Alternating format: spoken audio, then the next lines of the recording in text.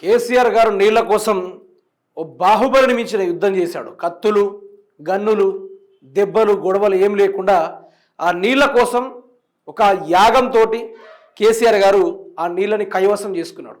అటువంటి గొప్ప కాళేశ్వరాన్ని రేవంత్ రెడ్డి, చంద్రబాబు నాయుడు ఆధ్వర్యంలో బాంబు పెట్టి పేల్చారని పలు రాజకీయ నాయకులు కూడా మాట్లాడుకున్నారు. అన్నైపోయిన తర్వాత 2.5 సంవత్సరాలుగా కాళేశ్వరాన్ని రిపేర్ చేయలే, అస్సలు రిపేర్ చేయలే.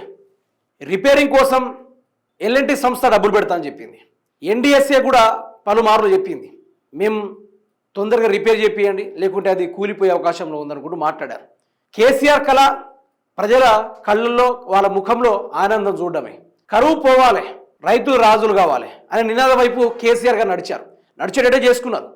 అన్నీ జరిగిన తర్వాత ఇక రేవంత్ రెడ్డి ఎందుకో రిపేర్ చేపియాలనే ఆలోచనలు వచ్చిందట.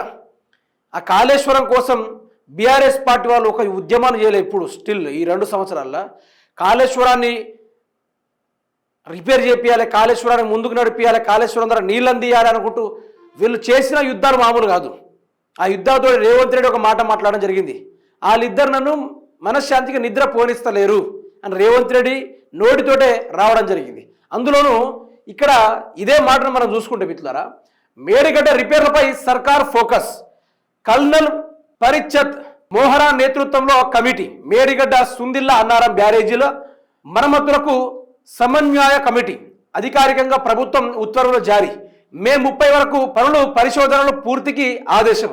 ఈ మే 30 వరకు పరిశోధన చేస్తారట. చేసిన తర్వాత ఈ రిపేర్ వ్యవహారాల గురించి ఈ యొక్క మరమ్మతులు కమిటీ వేసి ఆ యొక్క కల్నల్ పరిచత్ మోహరా నేతృత్వంలో ఈ కమిటీ నిర్వహించబోతుందట. ఇవన్నీ జరిగిన తర్వాత ఈ కాళేశ్వరాన్ని ఎక్కడైతే క్రాక్ వచ్చిందో దాన్ని రిపేర్ చేసే ఒక కమిటీని ఏర్పాటు చేసి ఎట్లా రిపేర్ చేద్దాం, ఏ ఇంజనీర్ పిలిపిద్దాం, ఎంత ఎస్టిమేషన్ కాబోతుంది, ఇది హెవీ ఫ్లడ్స్ వస్తే దీన్ని ఎట్లా ఆగేటట్టు చేద్దాం, ఇది కూలిపోకుండా ఎట్లా ఆపుదాం అనే ఒక కమిటీ వేసి రిపేర్ చేసే కార్యక్రమాలు చేస్తారట. అయితే ఈ కమిటీ ఎప్పుడు దాకా, మళ్ళీ ఇక్కడ మీరు చూడొచ్చు, మే 30 వరకు ఇది జస్ట్ పరిశోధన కేంద్రమే. మే 30 వరకు తర్వాత ఏమొస్తుంది, జూన్ జూలై వస్తుంది. మళ్ళీ రైనింగ్ సీజన్ అనేది స్టార్ట్ అవుతుంది. అంటే అది కూడా డీలే అయ్యే ప్రాసెస్లో ఉండబోతుంది. కాకపోతే కేసీఆర్ వరకు ఫోన్ చేశారు అధికారులకు, ఏమని, మేడిగడ్డ నా కోసం నేను కట్టుకోలేదు, అది తెలంగాణ రాష్ట్ర ప్రజల కోసం కట్టుకున్నాను, దయచేసి వాటిని రిపేర్ చేసి 1,00,000 ఎకరాలకు నీళ్ళు అందించే దిశ వైపుగా మీరు పనిచేయండి. మోటార్లు పెట్టినాం, మోటార్లు కాలబెట్టుడే లక్ష్యంగా కాంగ్రెస్ ప్రభుత్వం పనిచేస్తూ ఉంది. ఇష్టానుసారంగా మోటార్లు ఆన్ ఆఫ్లు చేస్తూ ఉన్నారు.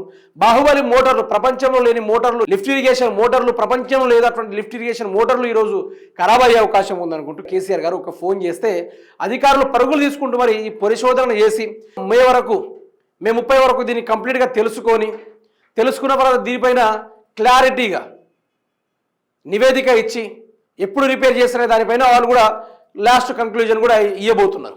అంటే కేసీఆర్ ఇన్వాల్వ్ అయితే తప్ప రేవంత్ రెడ్డి చేయడనేది ఇక్కడ అర్థమవుతుంది.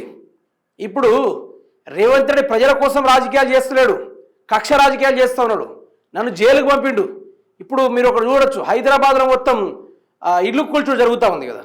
ఆ ఇల్లు కూల్చుడు ఎందుకంటే హైదరాబాద్ ప్రజలు మా పార్టీ వాళ్లకు ఓటేయలేదు, అదొకటి ప్రధానంగా ఆయనకున్న కోపం అనేది.